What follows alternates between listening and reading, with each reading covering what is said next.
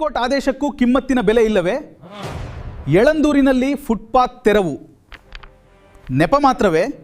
Supreme court ಆದೇಶದನ್ವಯ Yelandur ಪಟ್ಟಣದಲ್ಲಿ footpath ತೆರವು ಪ್ರಕ್ರಿಯೆಗೆ ಆಗಸ್ಟ್ 17ರಂದು ಪಟ್ಟಣ ಪಂಚಾಯಿತಿ ಚಾಲನೆ ನೀಡಿತ್ತು. ಆದರೆ ತೆರವು ಕಾರ್ಯಾಚರಣೆ ನಡೆದ 2 ದಿನಕ್ಕೆ ಮತ್ತೆ ಫುಟ್ಪಾತ್ ಅನ್ನು ಆಕ್ರಮಿಸಿಕೊಂಡು ವ್ಯಾಪಾರಿಗಳು ಎಂದಿನಂತೆ ತಮ್ಮ ವಹಿವಾಟು ಮುಂದುವರೆಸಿದ್ದಾರೆ. ಇದು ಹಲವು ಅನುಮಾನಗಳಿಗೆ ಕಾರಣವಾಗಿದೆ.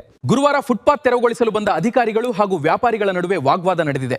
ಬಳಿಕ ಪಟ್ಟಣ ಪಂಚಾಯಿತಿ ಅಧಿಕಾರಿಗಳು ಮತ್ತು ಸಿಬ್ಬಂದಿ ವಾಪಸ್ಸಾದ ಘಟನೆ ನಡೆದಿದೆ. ಹಬ್ಬದ ಹಿನ್ನೆಲೆಯಲ್ಲಿ ಕೆಲವರು ವ್ಯಾಪಾರ ಮುಂದುವರೆಸಿದ್ದಾರೆ. ಇದರಿಂದ ಪಾದಚಾರಿ ಮಾರ್ಗ ಮತ್ತೆ ಮುಚ್ಚುತ್ತಿದ್ದು ವಾಹನ ಸವಾರರು ಮತ್ತು ಪಾದಚಾರಿಗಳು ಪರದಾಡುವ ಪರಿಸ್ಥಿತಿ ನಿರ್ಮಾಣವಾಗಿದೆ.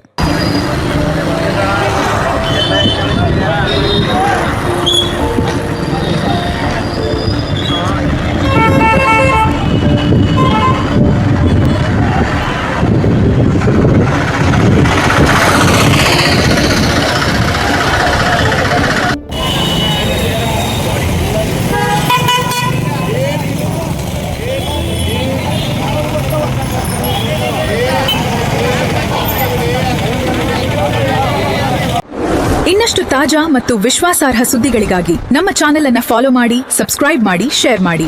Follow Bharat one Kannada. ಇನ್ನಷ್ಟು